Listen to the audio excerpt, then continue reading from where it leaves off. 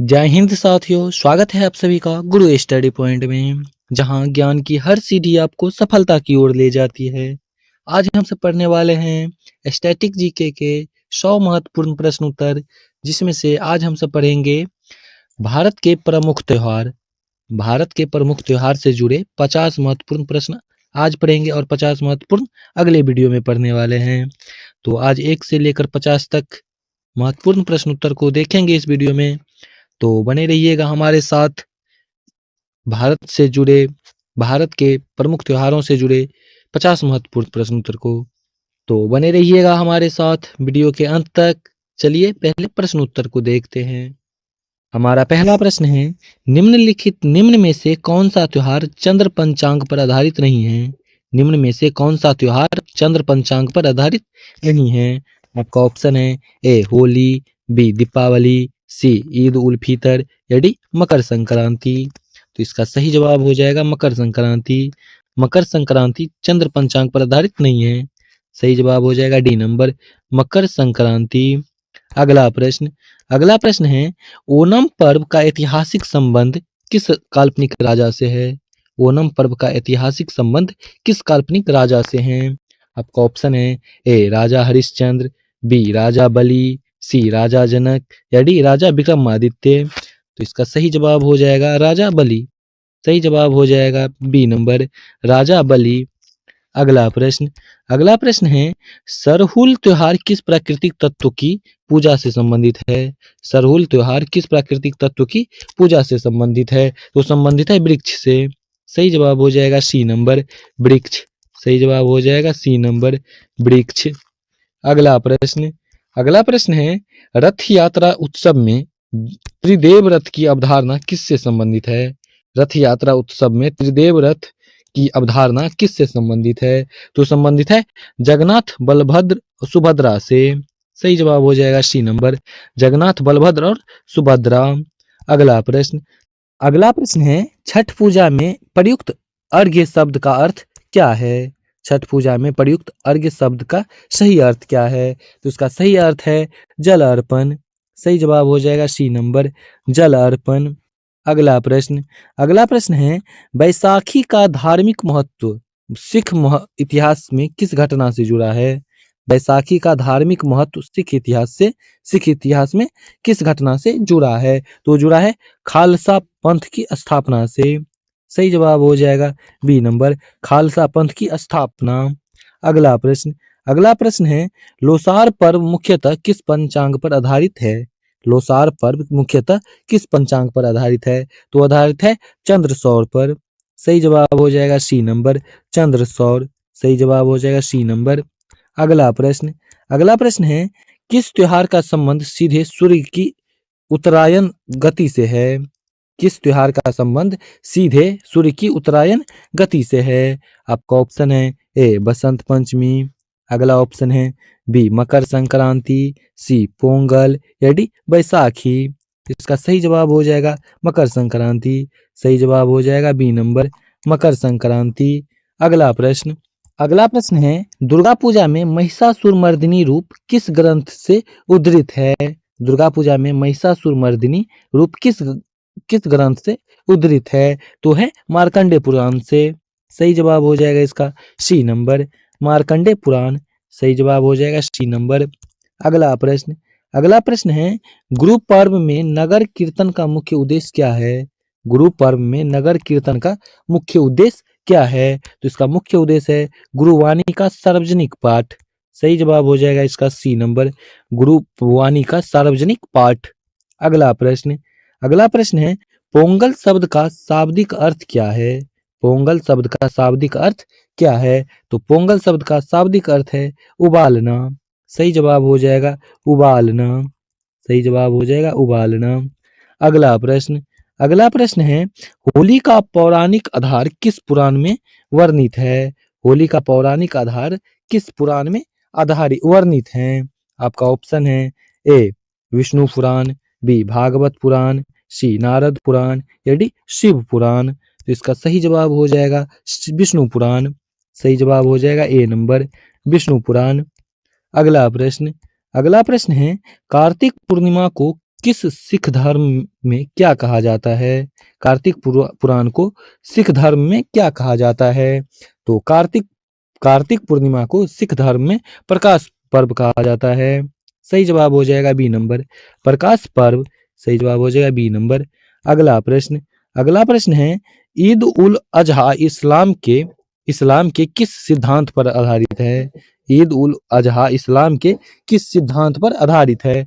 तो आधारित है कुर्बानी पे। सही जवाब हो जाएगा इसका सी नंबर, कुर्बानी। अगला प्रश्न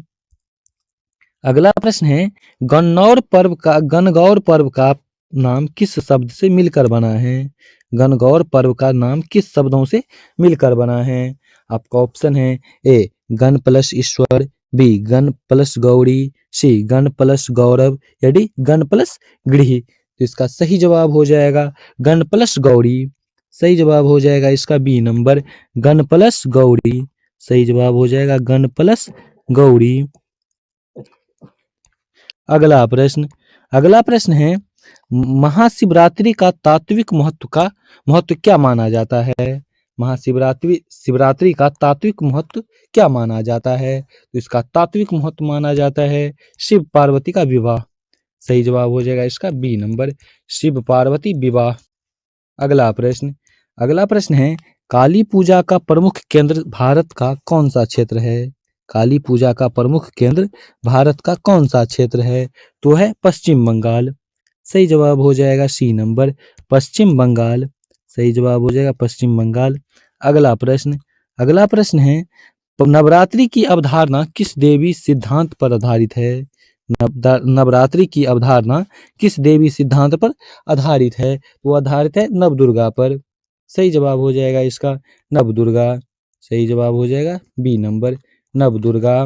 अगला प्रश्न है, ईस्टर पर्व का संबंध किस घटना से है?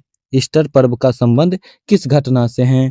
तो वो है पुनरुत्थान। सही जवाब हो जाएगा पुनरुत्थान। अगला प्रश्न है, भोगली बिहू किससे संबंधित है? भोगली बिहू किससे संबंधित है? तो भोगली बिहू फसल कटाई से संबंधित है। सही जवाब हो जाएगा इसका फसल कटाई। अगला प्रश्न है, रामलीला परंपरा को किसने संरक्षित करने में योगदान दिया है? रामलीला परंपरा को किसने संरक्षित करने में योगदान दिया? तो योगदान दिया है तुलसीदास। सही जवाब हो जाएगा इसका ए नंबर, तुलसीदास। सही जवाब हो जाएगा ए नंबर। अगला प्रश्न है, तेजाजी मेला किस राज्य का प्रसिद्ध लोक धार्मिक उत्सव है? तेजाजी मेला किस राज्य का प्रसिद्ध लोक धार्मिक उत्सव है? तो है राजस्थान का। सही जवाब हो जाएगा बी नंबर, राजस्थान। अगला प्रश्न है, गुरु पर्व में अखंड पाठ का तात्पर्य क्या है? गुरु पर्व में अखंड पाठ का तात्पर्य क्या है? आपका ऑप्शन है ए आंशिक पाठ, बी सामूहिक पाठ। अगला ऑप्शन है सी निरंतर पाठ, या डी संक्षिप्त पाठ। तो इसका सही जवाब हो जाएगा निरंतर पाठ। सही जवाब हो जाएगा सी नंबर, निरंतर पाठ। अगला प्रश्न है, माघ मेला का ऐतिहासिक रूप से प्रमुख स्थल कौन सा है? माघ मेला का ऐतिहासिक रूप से प्रमुख स्थल कौन सा है? तो वो है प्रयागराज। सही जवाब हो जाएगा सी नंबर, प्रयागराज। सही जवाब हो जाएगा प्रयागराज। अगला प्रश्न है, छठ पूजा में उषा अर्घ का तात्पर्य है? छठ पूजा में उषा अर्घ का तात्पर्य क्या है? तो है प्रातःकालीन अर्घ। सही जवाब हो जाएगा सी नंबर, प्रातःकालीन अर्घ। अगला प्रश्न है, किस त्योहार का संबंध अहिंसा सिद्धांत से गहराई से जुड़ा है? किस त्योहार का संबंध अहिंसा सिद्धांत से गहराई से जुड़ा है? तो है महावीर जयंती। सही जवाब हो जाएगा इसका बी नंबर, महावीर जयंती। अगला प्रश्न है, रामनवमी किस संवत पर आधारित है? रामनवमी किस संवत पर आधारित है? आपका ऑप्शन है ए शक संवत, अगला ऑप्शन है विक्रम संवत, सी ग्रेगोरियन, डी हिजरी। तो इसका सही जवाब हो जाएगा विक्रम संवत। सही जवाब हो जाएगा इसका बी नंबर, विक्रम संवत। अगला प्रश्न है, किस पर्व में नौका दौड़ अनिवार्य संस्कृत अंग है? किस पर्व में नौका दौड़ अनिवार्य सांस्कृतिक अंग है? तो वो है ओणम। सही जवाब हो जाएगा इसका बी नंबर, ओणम। सही जवाब हो जाएगा ओणम। अगला प्रश्न, अगला प्रश्न है लोहड़ी किस सामाजिक आर्थिक परंपरा से जुड़ी है? लोहड़ी किस सामाजिक आर्थिक परंपरा से जुड़ी है? तो जुड़ी है कृषि से। सही जवाब हो जाएगा सी नंबर, कृषि। अगला प्रश्न, अगला प्रश्न है गुरु गोविंद सिंह जयंती सामान्यतः किस पंचांग पर आधारित होती है? गुरु गोविंद सिंह जयंती सामान्यतः किस पंचांग पर आधारित होती है? तो है चंद्र सौर पर। सही जवाब हो जाएगा इसका, सही जवाब हो जाएगा सी नंबर, चंद्र सौर। अगला प्रश्न, अगला प्रश्न है किस त्योहार को लोक कृषि कैलेंडर से जोड़ा जाता है? किस त्योहार को लोक कृषि कैलेंडर से जोड़ा जाता है? तो बैसाखी को कृषि लोक कृषि कैलेंडर से जोड़ा जाता है। सही जवाब हो जाएगा इसका बी नंबर, बैसाखी। अगला प्रश्न, अगला प्रश्न है कांवड़ यात्रा का मुख्य उद्देश्य क्या है? कांवड़ यात्रा का मुख्य उद्देश्य क्या है? तो कांवड़ यात्रा का मुख्य उद्देश्य है जल अभिषेक। सही जवाब हो जाएगा इसका बी नंबर, जल अभिषेक। अगला प्रश्न, अगला प्रश्न है ईद ए मिलाद किस परंपरा का प्रतिनिधित्व करता है? ईद ए मिलाद किस परंपरा का प्रतिनिधित्व करता है? तो करता है जन्मोत्सव को। सही जवाब हो जाएगा जन्मोत्सव। अगला प्रश्न, अगला प्रश्न है वसंत पंचमी का सांस्कृतिक महत्व किससे जुड़ा है? बसंत पंचमी का सांस्कृतिक महत्व किससे जुड़ा है? तो जुड़ा है विद्या से। सही जवाब हो जाएगा इसका बी नंबर, विद्या। सही जवाब हो जाएगा बी नंबर। अगला प्रश्न, अगला प्रश्न है नाग पंचमी का समाज शास्त्रीय आधार क्या है? नाग पंचमी का समाज शास्त्रीय आधार क्या है? तो नाग पंचमी का सांस्कृतिक समाज शास्त्रीय आधार है प्राकृतिक संरक्षण। सही जवाब हो जाएगा इसका बी नंबर, प्राकृतिक संरक्षण। अगला प्रश्न, अगला प्रश्न है किस पर्व में गोवर्धन पूजा की जाती है? किस पर्व में गोवर्धन पूजा की जाती है? तो की जाती है दीपावली में। दीपावली में गोवर्धन पूजा की जाती है। सही जवाब हो जाएगा इसका बी नंबर, दीपावली। अगला प्रश्न, अगला प्रश्न है बुद्ध पूर्णिमा त्रिस्मृति दिवस क्यों कहलाती है? बुद्ध पूर्णिमा त्रिस्मृति दिवस क्यों कहलाती है? वो इसलिए कहलाती है जन्म ज्ञान निर्वाण है। सही जवाब हो जाएगा इसका जन्म ज्ञान निर्वाण। अगला प्रश्न, अगला प्रश्न है तीज का सामाजिक स्वरूप स्वरूप किससे जुड़ा है? तीज का सामाजिक स्वरूप किससे जुड़ा है? तो तीज का सामाजिक स्वरूप जुड़ा है स्त्री सशक्तिकरण से। सही जवाब हो जाएगा बी नंबर, स्त्री सशक्तिकरण। अगला प्रश्न, अगला प्रश्न है किस त्योहार का संबंध सीधे अन्न पूजा से है? किस त्योहार का संबंध सीधे अन्न पूजा से है? तो पोंगल का संबंध सीधे अन्न पूजा से है। सही जवाब हो जाएगा इसका ए नंबर, पोंगल।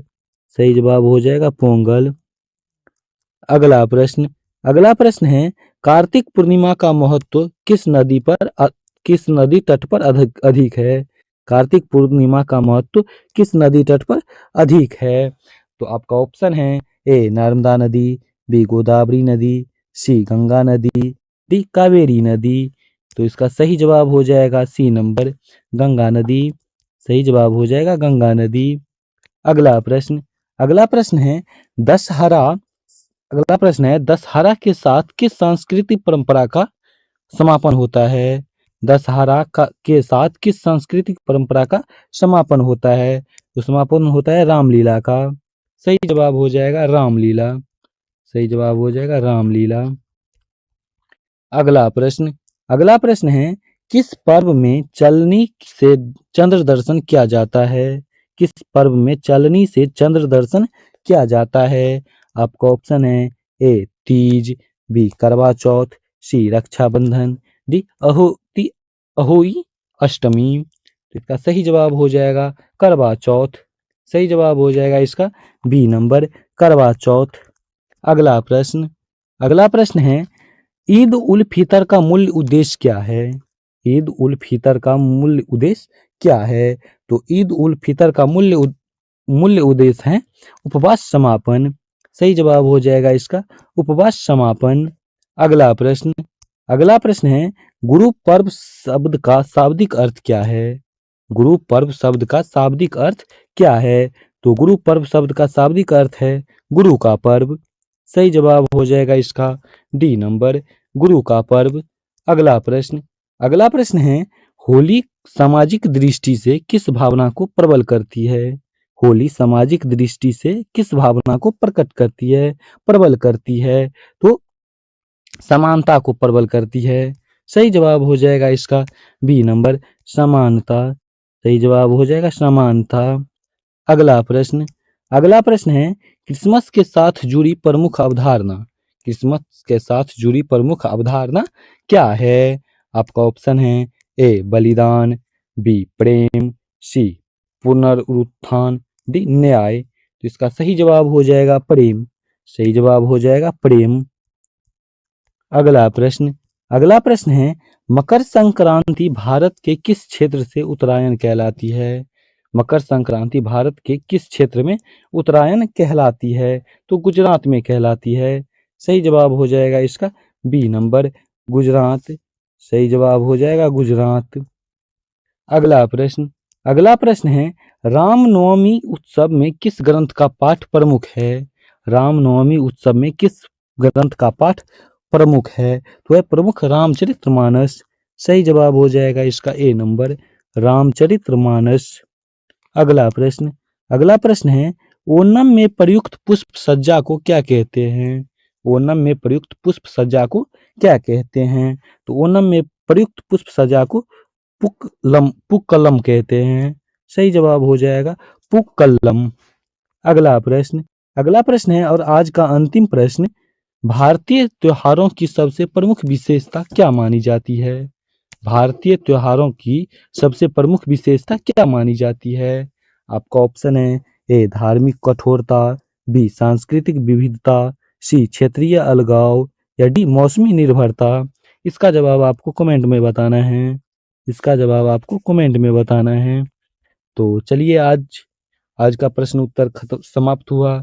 मिलते हैं अगले 50 प्रश्न के वीडियो के साथ। तब तक के लिए जय हिंद, जय भारत।